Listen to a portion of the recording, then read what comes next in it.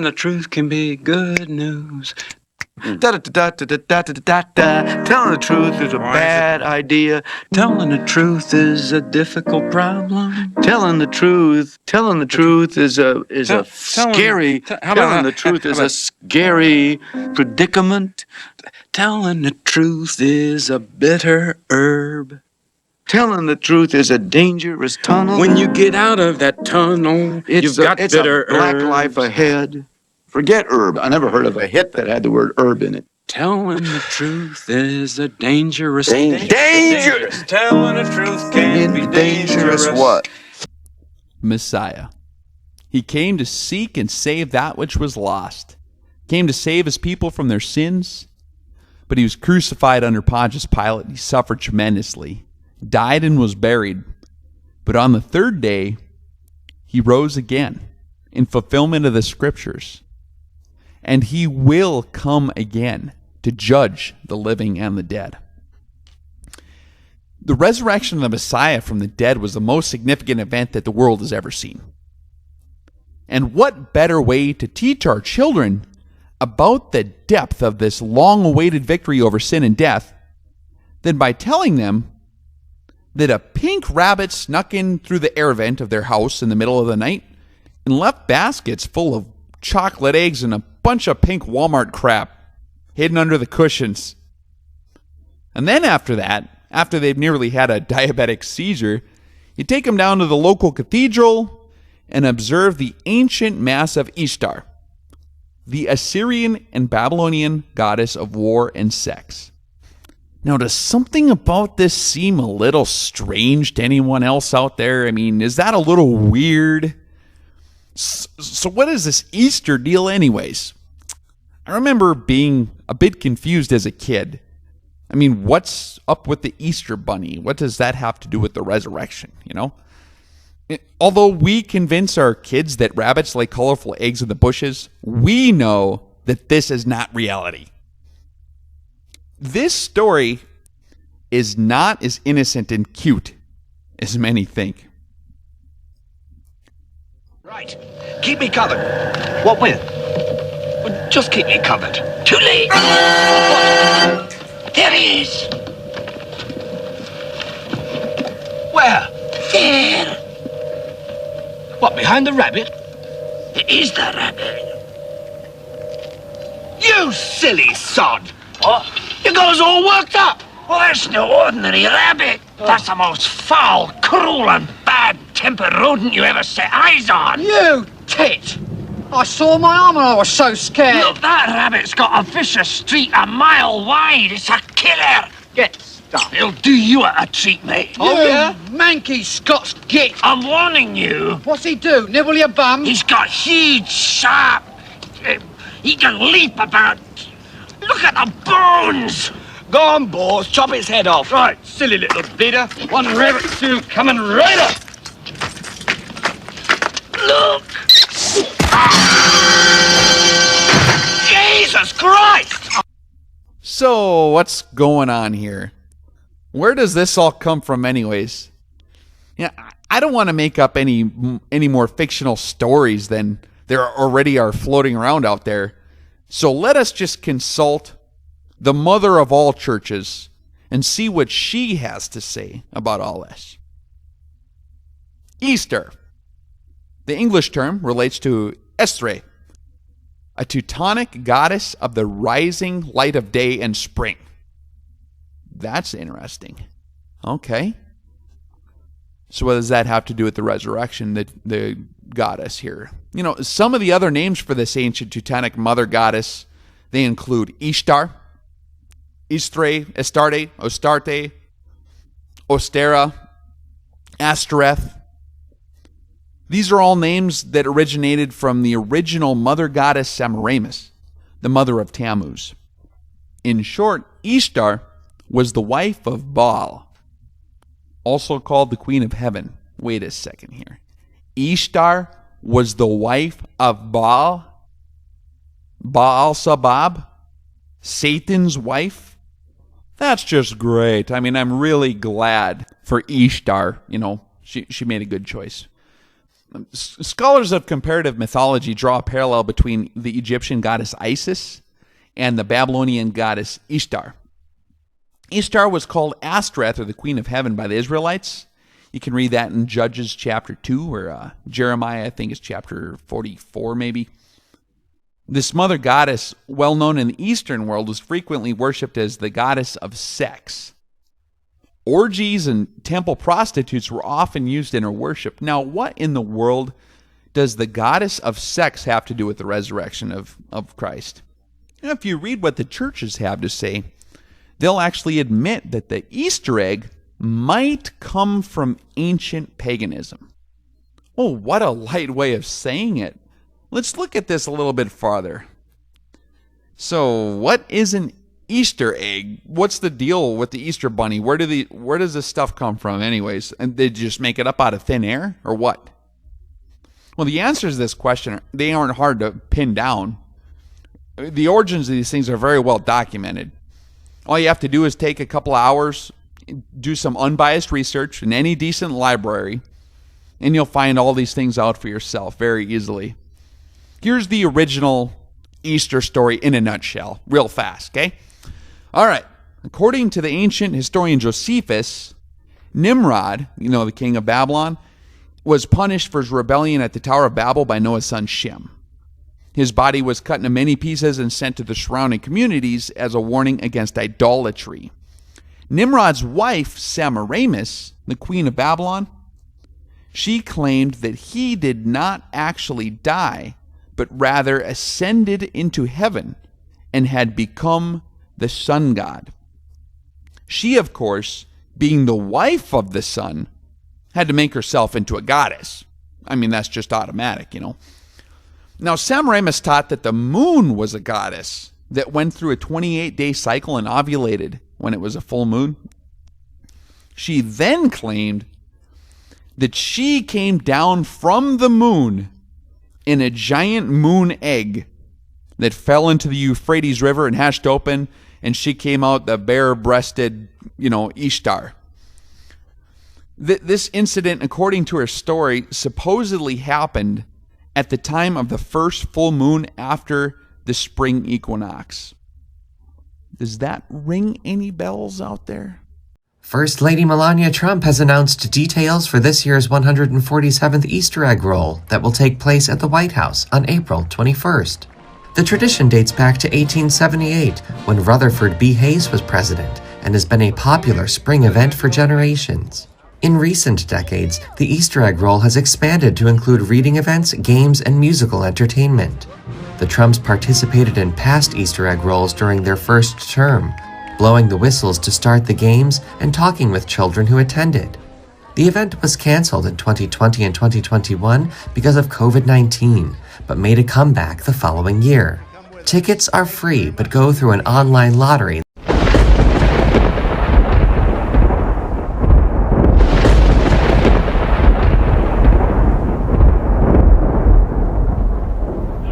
May this flame be found still burning by the morning star, the one morning star who never sets, Christ your Son, who coming back from death's domain has shed his peaceful light on humanity, and lives and reigns forever and ever. Lucifer, what is your problem? Just that, sir. Okay. I'm a Christian, sir. I'm pure and virtuous and wholesome and innocent. How can you say anything bad about me? Sir, you need to be born again. I am born again. Now, did you just say that you were Lucifer? I am Lucifer. Okay, define Lucifer for me. Pure, virtuous, wholesome, innocent individual that's out to help people. Lucifer is? Yeah. Say that again. Lucifer is a pure, holy... Virtuous. Virtuous. Now, is he the Lucifer that God created? That's the same one. Oh, man, this is great. I'm going to put this on the internet. Oh, Amen. God bless you, Amen. brother. Because that's exactly what the Shriners and Masons teach, is that Lucifer is light. No.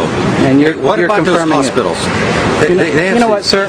Jesus said, "Many will say to me on that day, Lord, Lord, did we not do these good deeds in your name? And you'll say, away from me, you workers of iniquity, I never knew you." Jesus said it? In Matthew chapter 5. Mercy. No. That's hard to believe. So you're a Christian and you don't know that. Actually, No, I really am.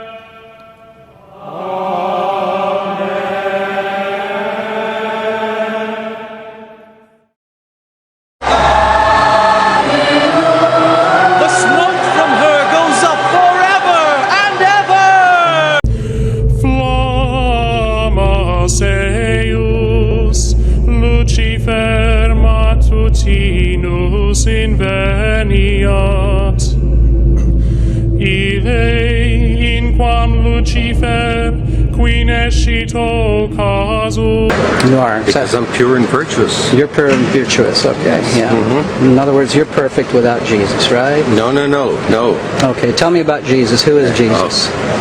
But he's my leader. Is he the Son of God? Yes, he Is he the only worshipful master? Yes. Have you ever been called worshipful master? No, because I've just been too busy. I've been working. Working. Working to help people. What like kind you. of work? Okay. Get out of here. See, this is what a Mason confesses, is that Lucifer is light. Trump's pastor growing up was a 33-degree Mason. And this man's name is Norman Vincent Peale. And he was actually a well-known quote-unquote pastor, but he was also the sovereign grand commander of the Scottish Rite Masonry in New York. He grew up a Methodist at first, but then he became part of the Reformed Church in America. Now, Norman Vincent Peale had a big influence because he was also a personal friend of President Richard Nixon. And then when Trump was growing up, Trump actually attended his church. And it's very clear that this man had a huge impact on Trump's spirituality. As a matter of fact, whenever Trump is asked about him, he just gushes over Norman Vincent Peale. And if you remember the famous interview where Trump is plainly asked, do you ask God for forgiveness?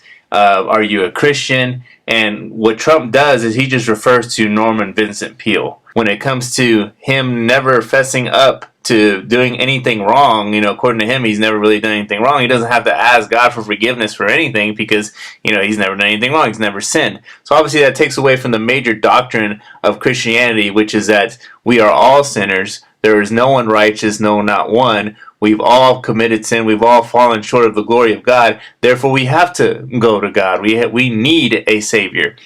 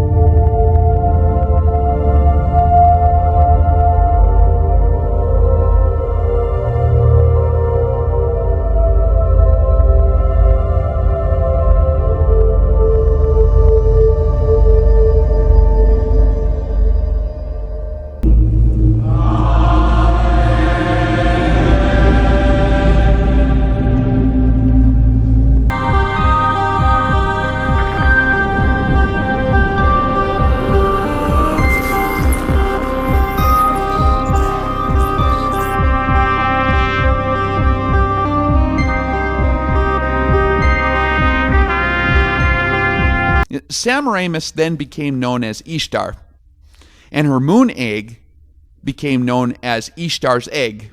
Remember when Lady Gaga arrived at the 2011 Grammys in an egg? Literally. Now, that's how you make an iconic entrance. At the 2011 Grammy Awards, Lady Gaga made a dramatic appearance in an incubation egg, symbolizing the birth of her new era. The very first album I ever bought was the Incubus album that had Pardon Me on it. Have you noticed the daisy in Katy Perry's hand? It reveals this 11-minute space journey is a hoax. Katy Perry completed her 11-minute space journey. When she stepped out of the space capsule, people found the daisy in her hand was intact, as fresh as it was before going into space, and not even a bit deformed. This has aroused people's suspicion that perhaps they didn't actually reach space. Just want to show you this really quick one that happened during the live footage of the opening of the hatch. Check this out. You know, you saw her get so emotional in her pre-flight interview. Is she still is that still the weighing emotion, or is she still just oh my God, I saw the stars, I saw the curvature of the earth? You know, what's going to come out of her mouth, but really her heart? And is that Jeff Bezos out there right by the capsule? Kind of hard to see. That is correct. That is Jeff Bezos, our founder, on the left, as well as Sarah Knights, our crew member 7. Okay, guys, did you see that? Let's go back and watch it one more time. Okay, now I want you to watch the hatch door open from the inside. The lady runs over there real quick, says, no, shuts the door back, tries to stand in front of it. And then, actually, she starts laughing about it, as you can see right here, because, like I said, it's all staged. It has to look like it's open from the outside. And we're now just awaiting the opening of the hatch so we can get some views from our 6 new astronauts. Firstly, due to the influence of microgravity in space, plants will be squeezed and deformed to varying degrees in space. A freshly picked daisy will deform and wither over time in space, and this daisy would at least shrink by half. Secondly, there is a lack of moisture in space. When the daisy is exposed to space without its root system, the moisture will evaporate rapidly, and the daisy will become dry and turn yellow. However, in Katy Perry's space footage, this daisy has remained intact without any changes. These details prove she might have just set up a space simulation cabin in the studio, and these 11 minutes were just a show. Bezos' Blue Origin aerospace company focuses on providing space trips for the wealthy, and they need a grand publicity. Phelps. And I would imagine Lauren Sanchez in seat 1 will be coming out first. That is correct. They'll go. She's in seat 1, which is next to the left. The left window there. She will go first. And then last in number 6 is Carrie Ann. That is the window on the right. Side Canyon.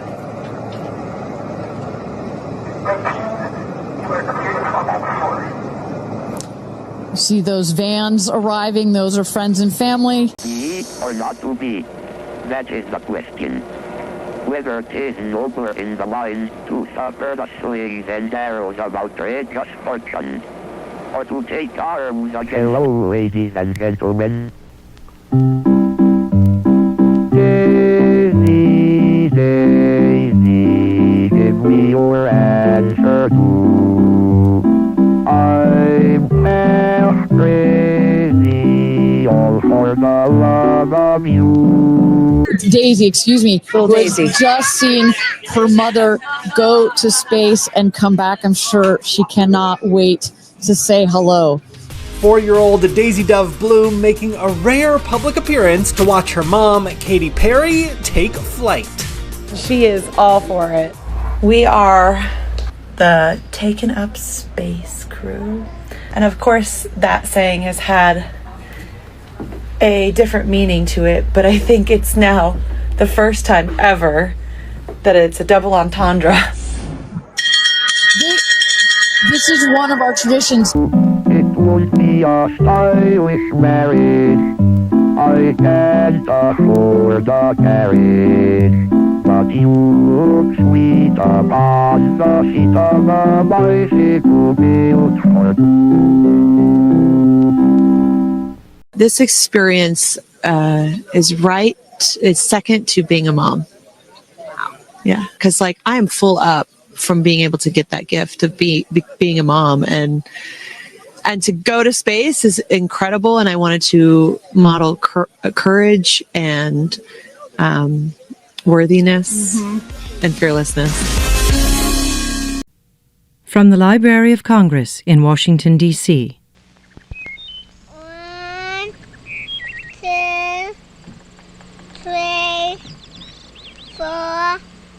5, 7, 6, 8, 9, 10, 9, 8, 7, 6, 5, 4, 3, 2, 1, 0. These are the stakes. To make a world in which all of God's children can live, or to go into the dark. We must either love each other, or we must die. Vote for President Johnson on November 3rd. The stakes are too high for you to stay home. She didn't really close it again. Come on out, guys. And once again, you've been fooled, people. Katy Perry shows off her growing baby bump in adorable Easter bunny onesie. The Never Wore White singer shared a festive selfie to her Instagram on Sunday, showing off her growing baby bump. The 35-year-old happily posed in an Easter bunny costume, decked out from head to toe in matching ears and tail, before hopping onto Facebook Live for an impromptu Q&A. I hope you guys are having a good or fine or as good as you can Easter or Passover or whatever you celebrate today, all things considered. Perry and her fiancé Orlando Bloom have been staying low-key as they quarantine together amid the coronavirus pandemic. In fact, it was Bloom who bought Perry the bunny outfit last Easter. Actually, Orlando bought it last year for some reason. I think it was related to American Idol. It's when I dressed up like Ursula. Him and his son came to the taping and they wanted to dress up too, and he just randomly bought it, and so it was hanging in my closet for a year, and I was like, I'm never gonna need this again, and then you know, then I do. The two made headlines when they first revealed their pregnancy in Perry's music video. Perry also took to Instagram to share the sex of their first child together. It's a girl, read the post. You record on the bus?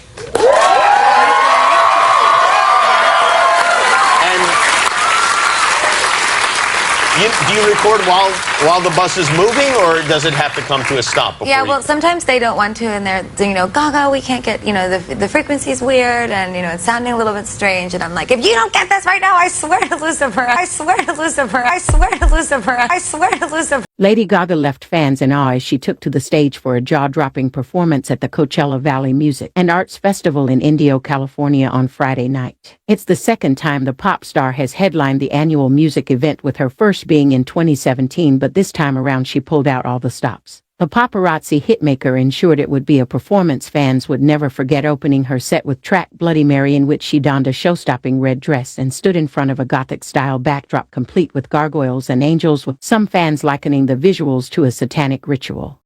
In times of chaos and crisis, what we all tend to do, right, is start pointing fingers at where we think the bad guys are, where the evil is. We all start arguing. Everybody has different opinions about that. Please do not forget that hatred or evil, whatever you want to call it, it's intelligent, it's smart, and it's invisible. It doesn't have a color, it doesn't have a race, it doesn't have a religion, it has no politics. It's an invisible snake that, while it is planning to make its attack, it is thinking to itself, I am going to divide my enemy into smaller, less strong groups, and then I'm going to make them hate each other. And to all the women and all the men with daughters and sisters and mothers, everybody, no matter how you identify, now is your chance to vote against Donald Trump, a man who believes his fame gives him the right to grab one of your daughters or sisters or mothers or wives by any part of their bodies. Vote for Joe. He's a good person. Thank you. Now he's got Lady Gaga. Lady Gaga is not too big. I could tell you plenty of stories. I could tell you stories about Lady Gaga. I know a lot of stories about Lady Gaga. The set, which was split into 4 acts and described as an opera house in the desert by the singer, then saw Gaga launch into songs including Abracadabra, Judas, and Chase. At one point, the stage turned into a giant chessboard for the song Poker Face, with Gaga and her dancers performing a choreographed dance battle between 2 groups, with the star emerging victorious.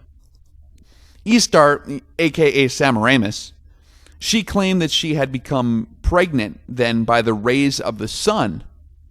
And then later she had this little baby, they named him Tammuz. Now here's where we meet the little Ishtar bunny. Tammuz was noted to be especially fond of rabbits. He really liked the little bunny rabbits.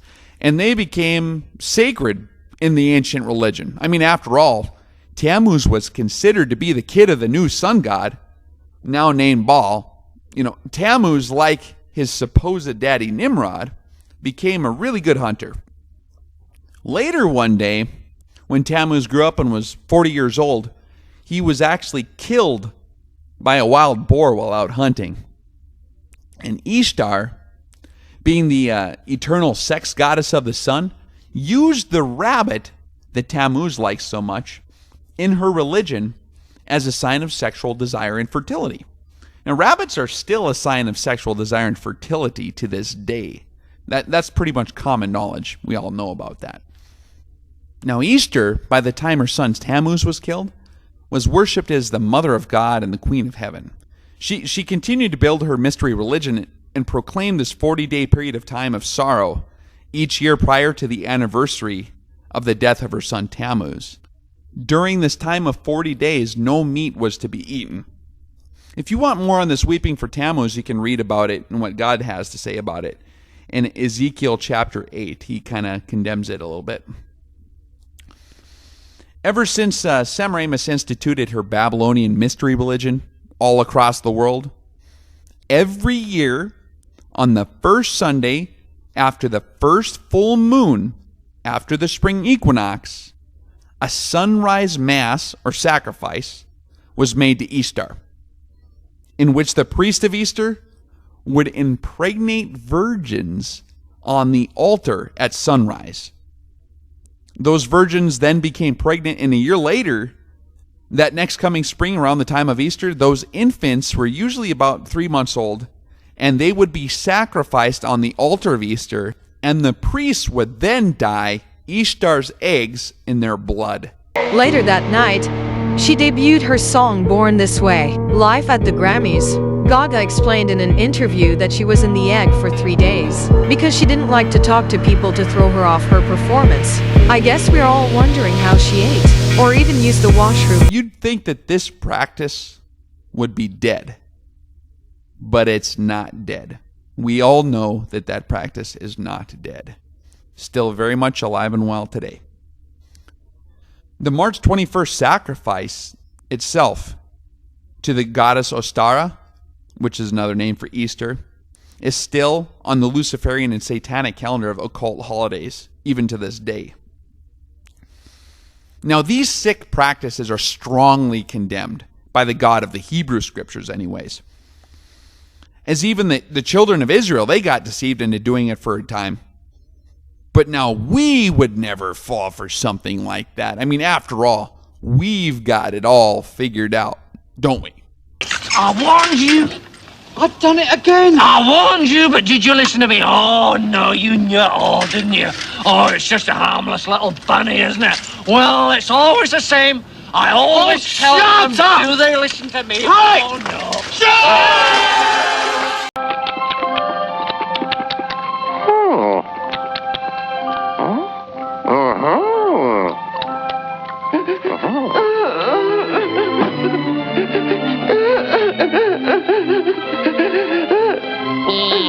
What's up, Doc? Are you sitting on a tack or something? I'm the Easter Rabbit, and I'm supposed to be happy and gay when I deliver the eggs. But my feet are killing me. Well, I'm not doing anything. I'll deliver the Technicolor hen fruit for you. I don't think you can do it. Don't worry, Doc. I'll be okay. Well, remember, keep smiling. Ralphie, we're waiting.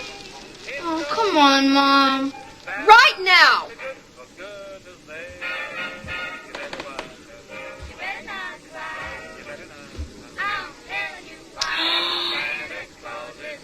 Immediately, my feet began to sweat as those two fluffy little bunnies with the blue button eyes stared sappily up at me. Come down here so I can see you better. I just hoped that Flick would never spot him, as the word of this humiliation could easily make life at Warren G. Harding School a veritable hell. Oh, isn't that cute? That is the most precious thing I've ever seen in my life.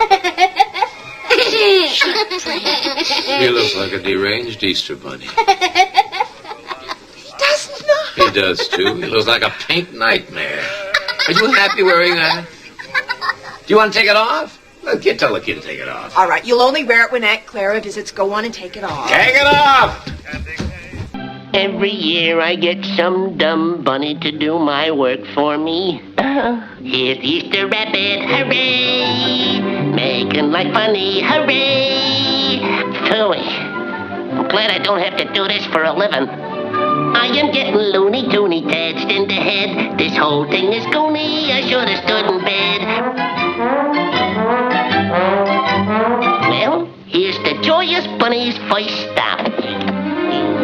I want of these stick. I want of these stick. I want of these stick. I want to break. Why, you little. You! Cut it out, kid. Somebody will get hurt. Probably me.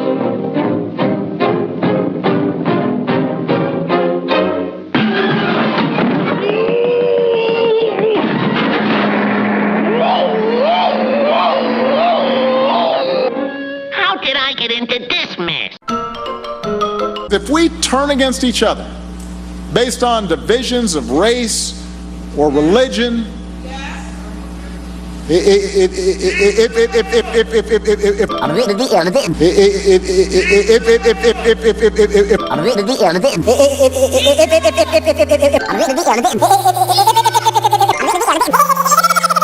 Come on, try getting it out. Danger. Telling the truth can be danger. Telling the truth can be dangerous business. Telling the truth can be dangerous business. Why? Why? Why? Telling the truth can be dangerous business because if yourself, you don't know why. Huh? Well, I'm just giving you what the idea is. Telling the truth can be dangerous business. If you don't know yourself, then you don't know why. Oh, is that brilliant? Telling the truth can be dangerous business. Honest and popular don't go hand in hand.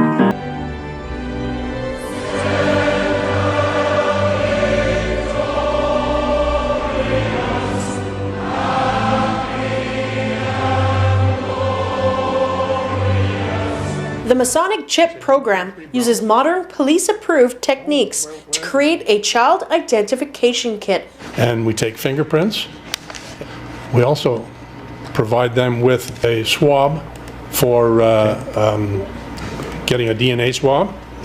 And we also provide them with imprint where they can get an imprint of the child's teeth. So not only does it provide DNA as well as a swab, but it is also a source if you were using tracking dogs to provide a scent for the child. You may be surprised to see who we found using tricks to cover up their license plates. Apparently, they're law enforcement. You know, in Hollywood and in the industry and the stuff we do, there's a lot of like insider secrets to keeping your career going, and a lot of insider secrets to making things tick.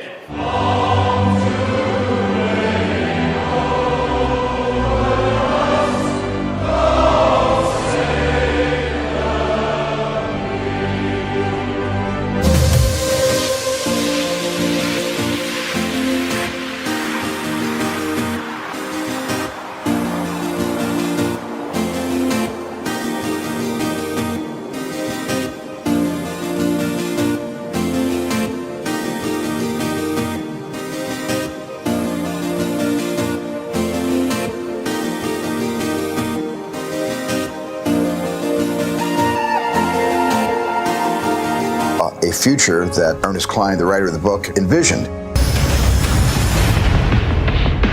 I was very careful with Ernie collaborating with me every step of the way to be able to find the movie narrative inside this dense forest of Ernie's profound imagination.